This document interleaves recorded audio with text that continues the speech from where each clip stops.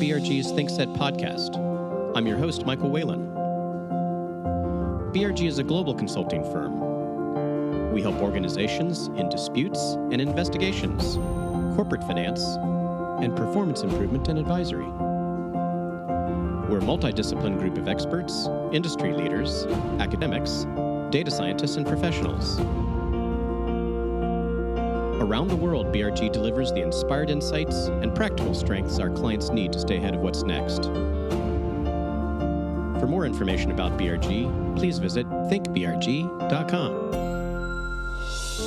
In this episode of the ThinkSet podcast, we're talking about changes to the landscape of U.S. laws that seek to protect consumers from automated telephone calls or robocalls. Since the early 90s, Americans have had recourse against spam callers under a federal law known as the Telephone Consumer Protection Act, or TCPA. TCPA imposes high penalties for companies that violate the act. And, since its enactment, the courts have been humming with a high volume of cases alleging unwanted spam calls. Many businesses, trying to legitimately communicate with their customers, have incurred expensive penalties or settlements with TCPA plaintiffs. To understand what's happening with TCPA claims, we're speaking with BRG's Peggy Daly. Peggy is a managing director in BRG's Global Investigations practice based in Chicago. She's worn a number of hats in her career, including big firm trial lawyer, in-house counsel, and private investigator. These days, Peggy spends much of her time testifying as an expert witness in class actions involving the collection and use of consumer data, including TCPA, as well as the Fair Debt Collection Practices Act. Peggy, welcome to BRG's ThinkSet podcast. Thanks for having me, Michael. So, Peggy, why am I still getting calls to my cell phone about auto warranties if the TCPA outlaws them? Make it stop. If only I could. I get them myself. You know, the problem with having regulations is that not everybody cares about following them. Those calls for auto warranties that you get and those calls where people are speaking in Chinese, those are from the scam likely folks. And no matter how much you regulate them, fraudsters are not going to follow the law. So it's very difficult to make the most irritating of those calls stop. But that's the problem with it. You know, if those folks could throw a rock through your window to try and get you to buy an auto warranty, they probably would. So like most laws, they're only useful against those people who actually follow laws. Exactly. Peggy, I'm a bit confused, but is TCPA just about phone calls? Because I get all sorts of other types of communication, like text messages. Well, you know, it's interesting because the TCPA was originally enacted in the early 1990s before the advent of text messages. And so it's not directly addressed in the language of the statute that was passed by Congress. But later, the FCC, which is the governing body and has the ability to regulate and provide rules with regard to the TCPA, the FCC ruled that text messages were a part of the TCPA and were covered. That sounds like one of the changes that has occurred since the early 90s, but I guess there have been others as well, because wasn't TCPA basically started with the time of mechanical robocalling machines? That's exactly right. What happened in the late 80s, early 90s is you had these telephone messages that were being dialed by marketers and other types of businesses where they didn't really care who they were getting a hold of. And so they would just sequentially dial numbers. So you would get an extension, say you were a business, you would get maybe 10,000 extensions. Well, those marketers would dial each and every one of those extensions back in the late 80s and 1990s. There was a very famous episode where Emory University, I think they had something like 10,000 extensions.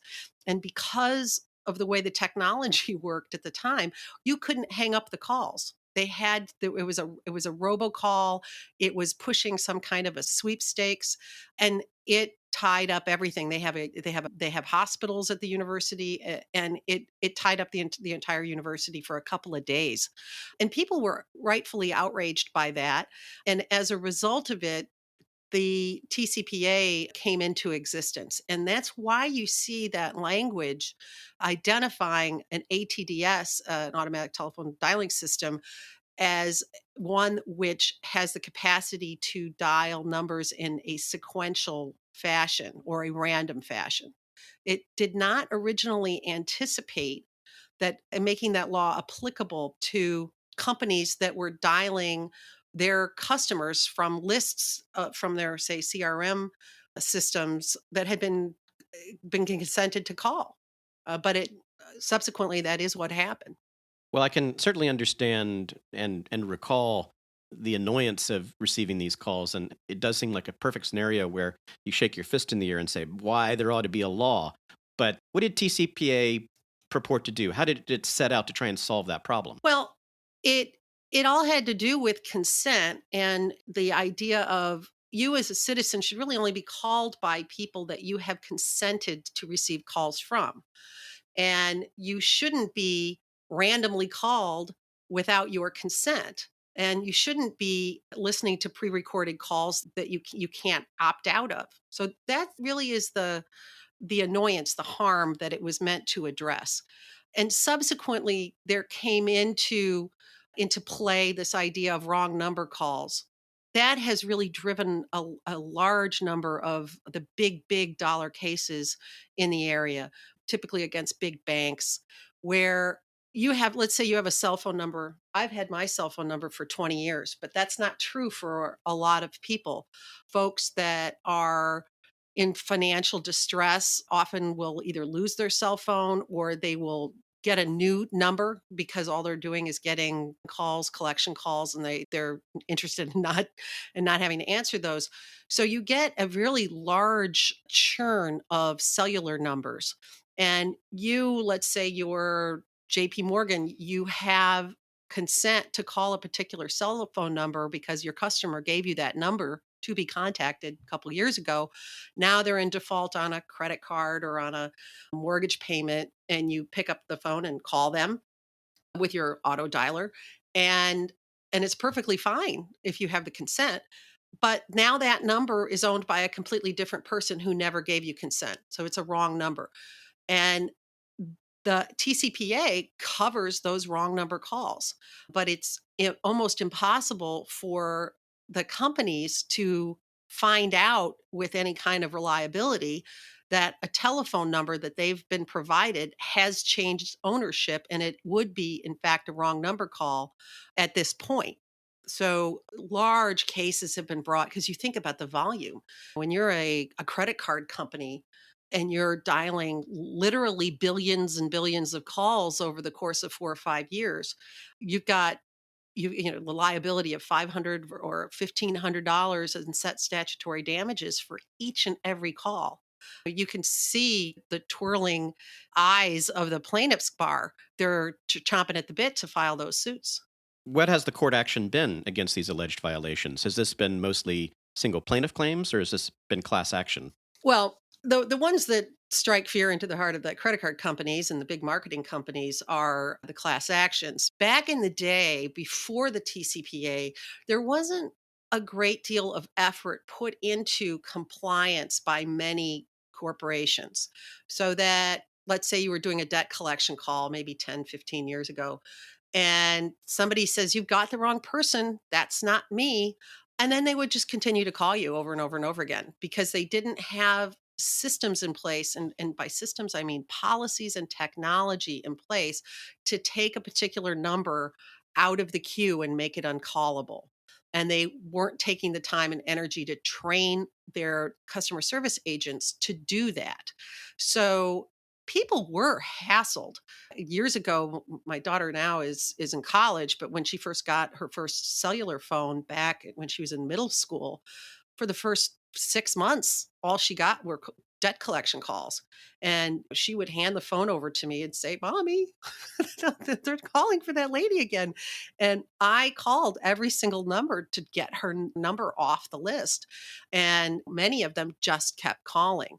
So there is a place for those single plaintiff cases because I've seen situations where one person who very clearly tried to notify a company that they're not the customer might have received 60 or 70 calls, but you're not going to end up with a $100 million judgment on a single call. So it's the class actions where you can really take in within the tent of that lawsuit all the individuals that were called across the country that had a wrong number call or where there wasn't adequate documented consent. Who's at risk in the situation? Is it the third party who's making the calls on behalf of a company, or is it the company that is trying to market or reach out to potential customers? Well, you get the concept of agency law, and it plays a big part in these cases.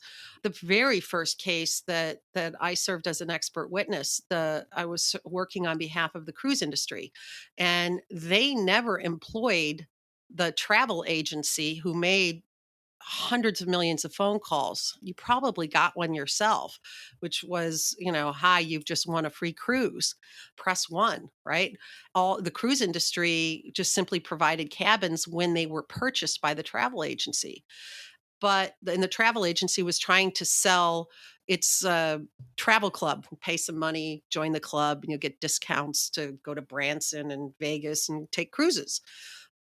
Under the agency theory, the Seventh Circuit has ruled, hey, if you have notice that this third party is working on your behalf, and in that case, the language of some of the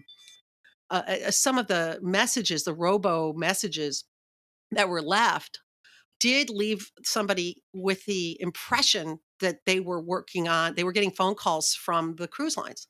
And if you're aware of it and you do nothing, then and you receive a benefit, the courts oftentimes will say they were working as an agent on your behalf, you're liable for their activity.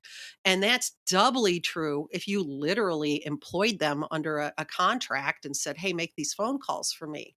Now, the best thing that you can do under those circumstances is to have an ironclad contract in which it is stated that the third party marketer swears on a stack of Bibles that they're going to follow the TCPA and that they'll have documented consent and that they're liable for any violations. And here's a copy of my insurance policy to show that I could pay for that. But it's surprising to me how rare it is that we find that kind of robust contracting language that protects the corporate clients. We've had cases where very well known companies, Fortune 100 companies, were using third party marketers. And when the lawsuits come, a lot of times those third party marketers disappear. It's tricky. I mean, it's a very interesting area of the law because you do have some sketchy characters on the marketing side in some circumstances, but you have kind of equally sketchy plaintiffs in some circumstances who are trying to create cases so that they can file suit. There are professional plaintiffs that are very well known and have filed dozens and dozens and dozens of lawsuits and have been suspected of trying to salt their telephone number so that they get the calls. You mentioned previously that TCPA actually sets out statutory damages or penalties associated with the violations against it.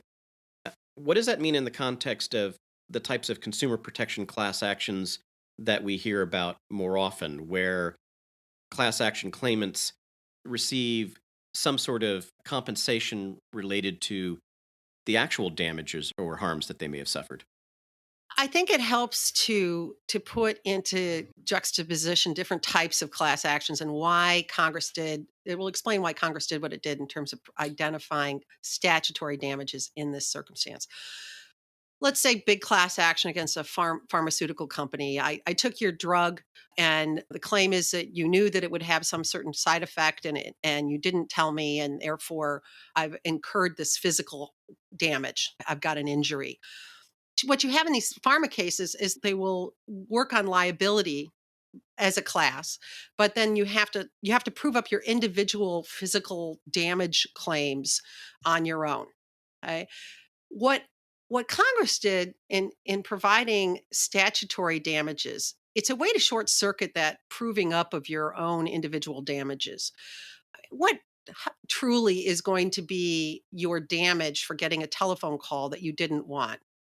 There You would end up with all these complaints that would be talking about that I had mental anguish and distress, and I had to lie down in a dark room for 4 hours because it was so upsetting.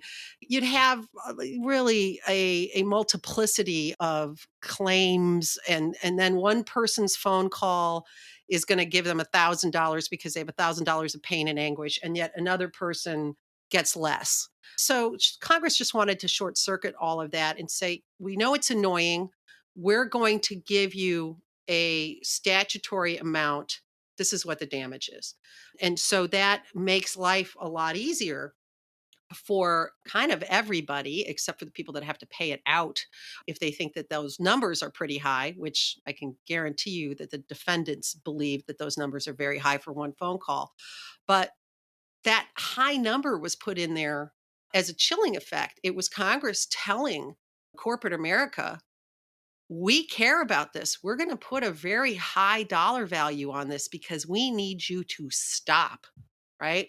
So, as a class action, those numbers get exceedingly high very quickly, which is why those cases tend to settle. And also, why in the last 20 years, you've seen millions and millions of dollars put into compliance by big banks and other sort of large entities who reach out on a regular basis, calling and communicating with customers. They have spent a lot of money in compliance, which is exactly what those numbers, those statutory damage numbers, were put there to make them do. But is there something fundamentally chilling with a penalty being assessed with a question as to the actual degree of harm or economic damages that might have been suffered by the claimant? Well, that's a great question because Congress cannot create damage where it just simply doesn't exist. The Constitution actually requires, it's Article 3, requires that there be a real damage to somebody in order to bring any kind of lawsuit. There has to be a harm. And so Congress could put together a statute with very large statutory penalties, but if it doesn't stand on a violation that literally causes harm, concrete injury, then that statute itself is unconstitutional. And there have been a number of claims recently, and most of them have been ones that have been successful, have dealt with texts where somebody gets one silent text on their phone. They have a phone plan that doesn't charge them for that individual text. So they have no cost associated to them. And some of the courts have said, you know what? One text is not enough. That is not injury.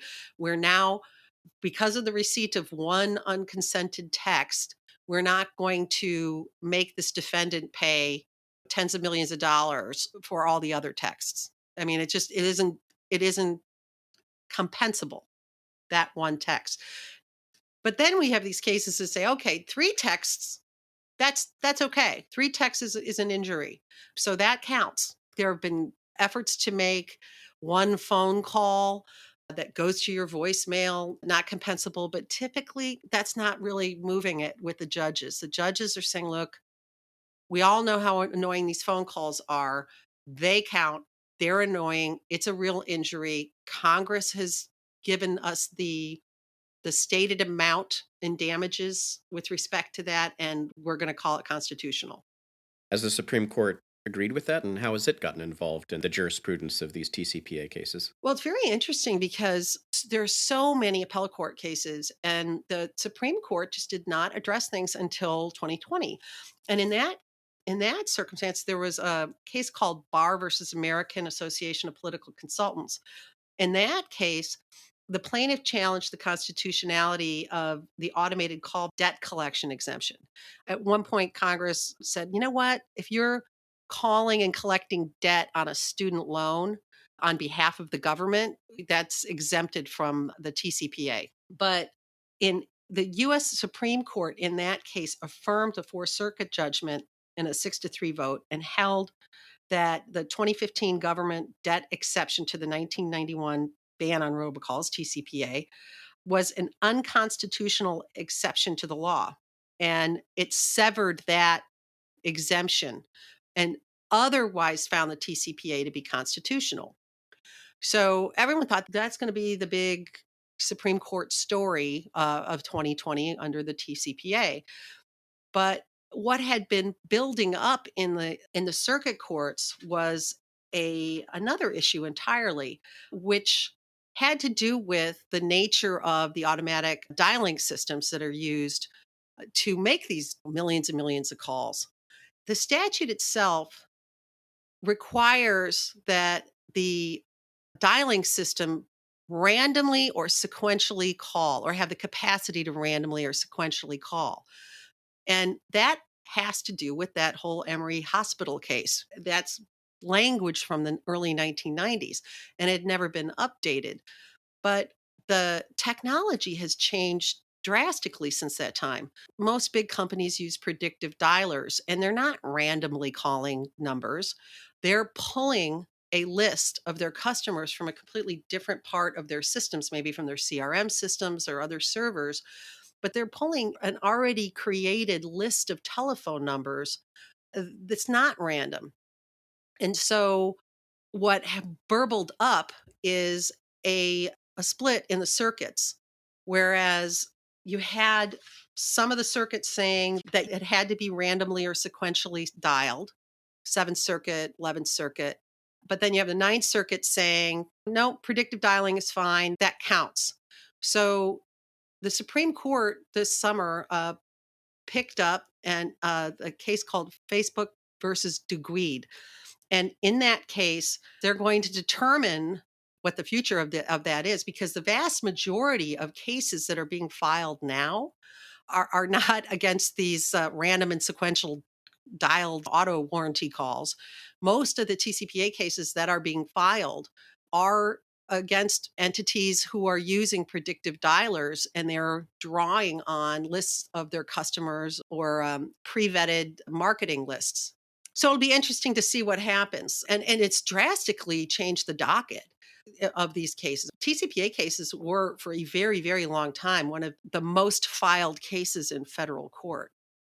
And most of those cases are now stayed, the ones that were pending, waiting to hear from the Supreme Court what they're going to do. And we're seeing instead a lot of state court cases. There's state versions of the TCPA, some of which, like Virginia, has a $5,000 per call penalty. So that has appealed to the plaintiffs. If it gets pulled back, they'll be filing under these state laws. But if you're only going to be filing on behalf of a class of Virginia residents, you pretty much cut down the scope of that case when it could have been a federal case and you would have filed it on behalf of everybody in the United States. What were the specific claims in the Facebook case? This is really a statutory construction case, which is why it really applies to every case that's out there and why everything has been stayed. The question was whether or not that the statute should be interpreted to limit the TCPA to dialing systems that store or produce telephone numbers using a random or sequential number generator, or that has the capacity. So that if you are using a predictive dialer and you're not using one that has that capacity, that present capacity to randomly call, then those calls are not under the TCPA. Facebook would say that the TCPA was implemented in response to concerns about those 90 era's equipment. And under the plaintiff's interpretation of an auto dialer, you would be responsible for every wrong number call that's made because your cell phone is an automatic dialer. You can put an app on a cell phone to randomly dial a million calls. It's a really beefy computer, your phone. And the way the plaintiff's experts had been defining an ATDS, it included your cell phone. So every one of those wrong number calls that you've had, somebody could make you, and then if you call it the second time, you know how you make a wrong number call and they say, no, this is Sharon, this isn't Bruce, you've got the wrong number. And then you'd call it back the next time because you figured that you had a fat finger call. Well, the first call is 500 and the second call is 1,500. You now owe that person $2,000. And that is really the crux of it. That's the issue. How expansively are we going to read this 1990s statute? So, is this one of these situations where the Supreme Court, with some justification, could turn to the legislature and say, you guys have to fix this? Most people ballparking this, trying to figure out what they'll do, are expecting a narrow review, that they're going to knock out a lot of these cases, that they'll follow the 7th and the 11th Circuit. And at which point most of those cases will no longer be actionable that have been filed. But the one thing that is true is that everybody hates these calls. Everybody hates wrong number calls. The last Congress didn't do much, but it sure as heck was able to pass some additional laws relating to these robocalls. So, what type of role has BRG played, particularly in these certification of class actions? We're very fortunate at BRG because we have a really deep, deep well of data analytic experts. And these cases deal with the analysis of huge data sets. And it's not just the dialing databases that we oftentimes will get a SQL database with literally billions of telephone calls made over the course of many years. And then there's also a necessary review of the underlying business records. It may be customer records, it may be marketing lead lists, it may be a real variety of different kinds of communications where consent might have been documented. One of the things that the plaintiffs have to do is to demonstrate that they can find the plaintiffs. They can identify the class, oftentimes referred to as ascertainability in these cases. But the plaintiff bears the burden of saying, yeah, I can find this class and I can get notice to them that this lawsuit exists. And that is an exceptionally tricky thing to do, particularly in the wrong number cases where you have no business records of the person that received the wrong number call. When you're a company calling your customer, you have business records of that customer. Peggy Daly lives at this place. This is her telephone number. You dial the number that was given to you, and some other person picks up the phone. And they say, it's not me. It's the wrong number. Take me off the list. You don't get that person's name. You don't write it down typically. There's no record indicating who received the call, and it's only that person who is the class member. And plaintiffs oftentimes will file a very sparse report saying, "Yeah, not a problem. We'll be able to find them. I'm going to use reverse telephone directories and I'll find everybody." But it's a lot more complicated than that. And those reverse telephone directories are really unreliable. We've done lots and lots of testing, almost all of the big ones, and they are probably only accurate about 40% of the time. So, what we do, I typically act as an expert and we challenge usually these pretty cursory statements by the plaintiff's experts that we've seen so far and say, you know what, you're not going to be able to identify the class. I did what you said you would do if it was certified, and I'm not finding these class members. All of this is doing is leading me back to either the customers that we were identified anyway, or you can't find them. It's not the right person. I've got consent. So we've been really successful with challenging the plaintiff's proposed methodology by using the actual data in the case, by tracing the telephone numbers and trying to determine whether or not there was consent. We had a big win in the Ninth Circuit a couple of years ago for a big financial institution, wrong number case, billions of calls at issue. And we were able to show that not a single one of the samples that were provided by the plaintiff's expert as a class member, they identified a certain number of telephone calls based on their methodology. Those numbers, they said, were wrong number dialed. And we were able to show in that case, not a single one was. We were able to dig up consent from the records and from third party data to show that those particular numbers could not have been the recipient of a wrong number call. And cert was denied in that case. But it's frustrating for our poor clients because the plaintiffs bear the burden of showing that they have a methodology that can reliably identify the class members, but they don't oftentimes do it. Well, it sounds like there's going to be lots of work out there making sure that companies are both using consumer data appropriately and when it's alleged that they haven't, to make sure that those allegations are proved. And I'm just glad all of our podcast listeners have consented to download this podcast. So thank you very much, Peggy. I appreciate your joining us here on the ThinkSet podcast. Thank you. This ThinkSet podcast is brought to you by BRG. You can subscribe to the podcast and access other content from ThinkSet Magazine by going to thinksetmag.com. Don't forget to rate and review the show on iTunes as well. I'm Michael Whalen. Thanks for listening.